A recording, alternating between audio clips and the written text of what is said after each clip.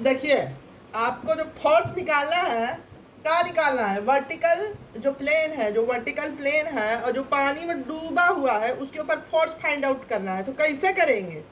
कैसे करेंगे बताइए? हाँ, और जो फ्लूइड है वो स्टैटिक फ्लूइड है, तो स्टैटिक फ्लूइड का कितना फोर्स लग रहा है वर्टिकल पे, ये कैसे फाइंड आउट करेंगे? आप वो पढ़े हैं ना, हाइड्रोस्टैटिक लॉ तो पढ़े हैं। हाइड्रोस्टैटिक लॉ में क्या पढ़े? P is equal to rho ji H. जो हाइट है, हाइट के साथ आप जैसे जैसे अंदर जा रहे हैं, जो प्रेशर जो है वो इंक्रीज हो रहा है। ये तो पढ़ाए थे ना हम आपको पहले, तो पढ़े हैं ना, P is equal to rho ji H. अब हमको क्या निकालना है? वर्टिकल प्लेन के ऊपर प्रेशर फाइंड आउट करना है। तो हम कंसीडर कर लिए हैं, मान लिए हैं कि ई जो है एक ठो वर्टिकल प्लेट है।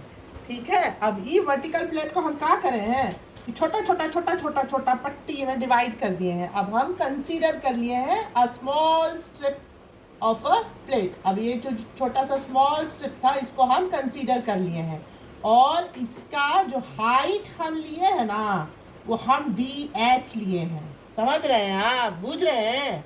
डी एच हम इसका हाइट लिए हैं। इसका जो विड्थ है, चौड़ाई है, चौड़ाई कितना लिए हैं? इसका हम चौड़ाई लिए हैं बी। और इस स्ट्रिप का ये फ्री सरफेस ऑफ वाटर है, ये फ्री सरफेस ऑफ वाटर से इसका जो डिस्टेंस है वो हम लिए हैं एच।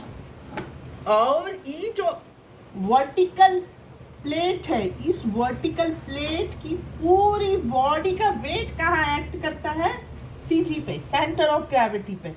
यहाँ से इसका जो हाइट हम लिए हैं वो क्या लिए हैं? एच बार हाइट लिए हैं। ठीक है, और ये जो प्लेट है, ये प्लेटवा का जो एरिया है वो कितना है? ए है। अब देखिए, अब हमको क्या निकालना है? हमको फोर्स फाइंड आउट करना है कि ई जो ठहरा हुआ पानी है, ई वर्टिकल प्लेट पे कितना फोर्स लगा रहा है। तो उसके लिए हम क्या करेंगे? हम ले लिए हैं डी एफ। डी एफ मतलब ई जो small force is acting on this strip, ये स्ट्रिप के ऊपर जो छोटा फोर्स लग रहा है is equal to pressure into area. तो प्रेशर क्या होगा? प्रेशर होगा रो जी एच। ठीक है, इंटू एरिया। एरिया क्या होगा? B into D H, width into thickness, तो बी इंटू डी एच। तो जो फोर्स हो गया वो क्या हो गया? रो जी H into B into D H. B into D H को हम क्या लिख सकते हैं? डी ए लिख सकते हैं ना। तो ये हम लिख दिए, डी एफ लिख दिए is equal to rho ji H into D A. अब हम क्या करे थे कि हम तो लिए थे ये छोटा सा स्ट्रिप, अब हमको निकालना है पूरा प्लेट के लिए।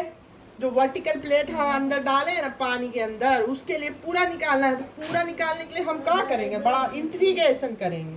तो ये डीएफ को हमने कर दिया इंट्रीगेशन, इज इक्वल टू रोजी बाहर ले लिया और ये कर दिया integration H into D A. अब आप पढ़े हैं ना movement of inertia, first movement of inertia, second movement of inertia. तो फर्स्ट मूवमेंट ऑफ इनर्शिया में क्या होगा? है डिस्टेंस इंटू एरिया क्या होता है? एच बार इंटू ए होगा।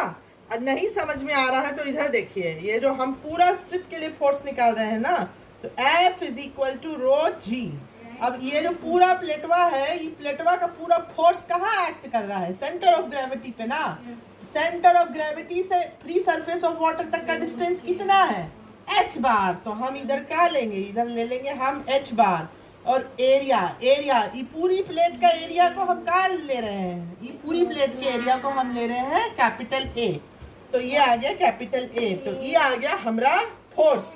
Force is equal to rho ji h bar into ए।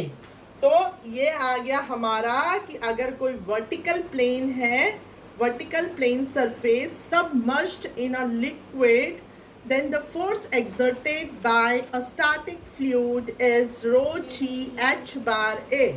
समझ गए ना?